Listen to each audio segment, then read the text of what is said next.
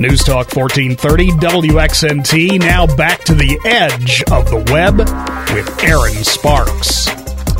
Welcome back to the Edge of the Web with Aaron Sparks. We got John Thompson here. This is provided by SiteStrategics.com. I would like to welcome two authors of one of the best-selling social media books. That's No BS Social Media. I'd like to welcome Jason Falls and Eric Deckers. Hello, gentlemen.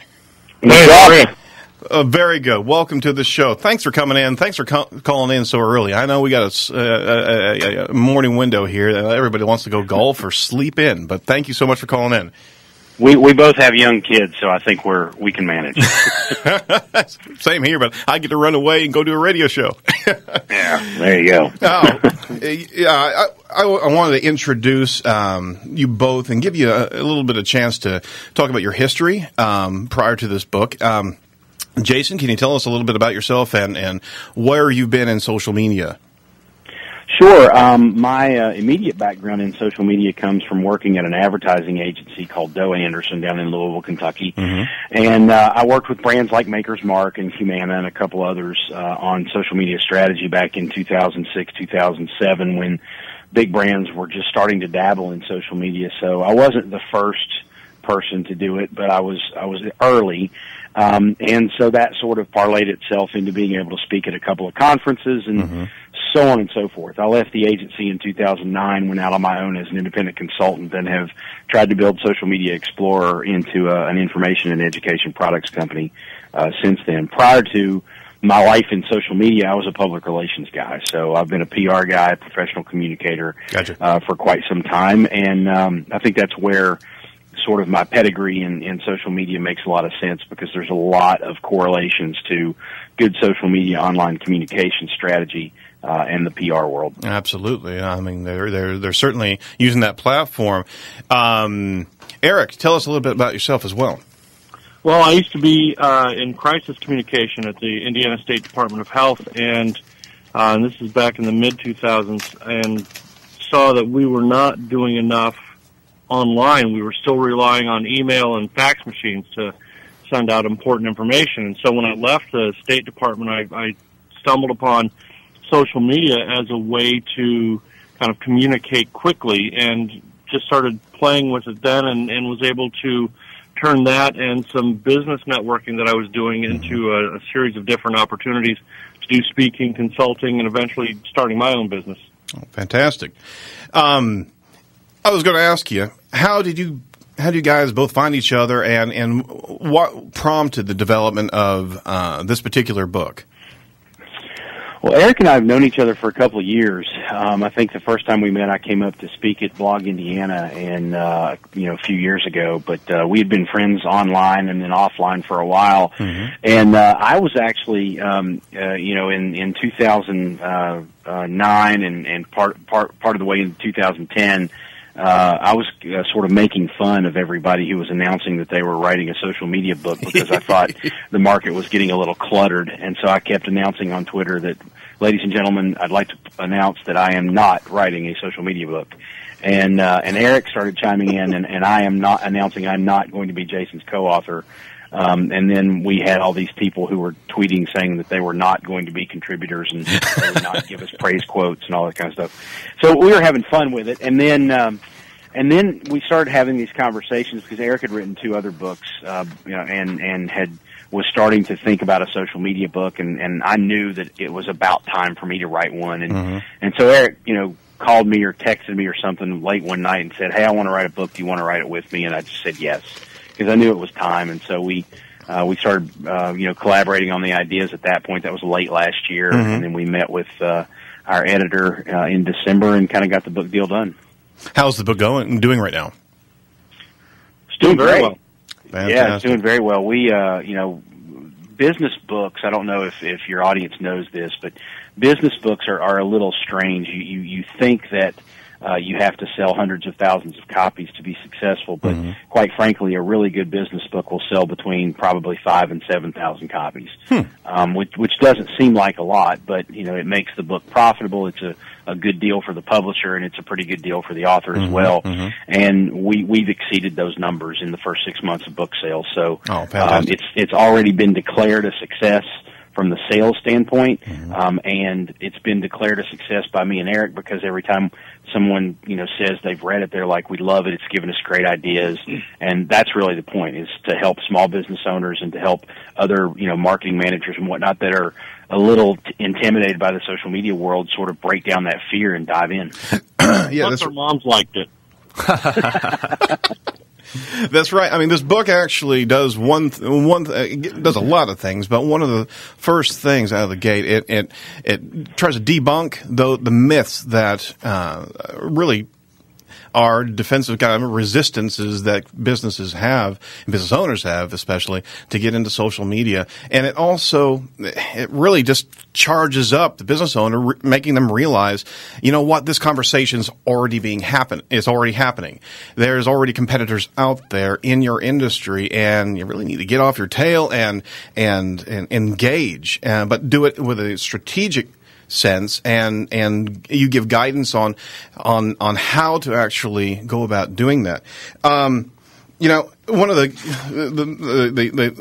first points in the book that just really took me off guard, and I just had to chuckle as soon as I read it, was you actually referenced another author, Scott Stratton, during a speech. He actually was talking during the speech, and he said, the next time someone asks you about the ROI of Twitter, substitute Twitter with the word talking. And then you say, what's the ROI of talking?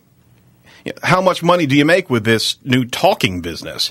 Yeah, I don't understand why you're talking too much to consumers all the time. I mean, that's straight on the nail. That's exactly what's happening in Twitter. There's a conversation going on, and to be able to translate all this to businesses, that's the type of matter-of-fact kind of gut check or reality check that businesses need to have. There's no more experimentation of social media. It is here to stay, and it's the maturing of social media and its measurements that you're really touting in this book. Well, and that was kind of the whole point of the book, was to get businesses to understand that this is a real thing. This isn't going to go anywhere, and it is a widely used, widely accepted form of communication. And so we thought, let's take what amounts to the first chapter of everybody else's book, and that's making a case why you should be on it, and then they launch into how you use it. Business owners who are skeptical aren't going to read that kind of book. But this, we said, let's expand that whole thing. Let's bust down the myths. Let's look at some of the arguments for and against it, and let's look at companies that can use it and how they're using it. And we even picked 7 different business units that could be using social media and explored what they could do with it. So we really wanted to make the case for that skeptic. Absolutely. And in the beginning of the book, you also broke down the top 28 myths from Jeff Bulla's blog. And if I could indulge me here, this is some that just resonated home with me as I talk to customers on a regular basis. One of the prime pieces of a myth or a reluctancy reason to get into social media is we don't have time or resources to contribute or moderate. Another one is, there's no guaranteed results. I mean, there's so much focus on the measurable standpoint here of how do I measure this? How do I look at ROI from a social media engagement? And you're really changing the conversation. You're saying, you know what, if you're looking at ROI, then it's the wrong question to actually have, because you can certainly have business metrics of revenue, cost savings, and customer satisfaction. Those are the core things that every business needs to look at whenever they're investing.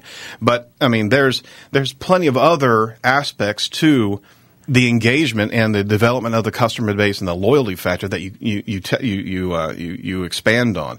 Some of those myths that you were referencing, the tools to measure or analyze social media aren't mature enough, and you make the case in the book, hey, there's plenty of analytics out there that make a very easy to understand picture of how you're doing in social media and how that's affecting transactions, how that's affecting traffic coming into your website, and on top of that, overall brand understanding. Could you expand on some of that? And actually, kind of the crazy thing about that is people who are, giving us the ROI question, they don't understand. They're not measuring the ROI of the other things that they thought were important, but they've been told, I have to ask this question about social media. Yep. And of all the things that people could and should be measuring, social media is the one that is the most easily and most accurately measured.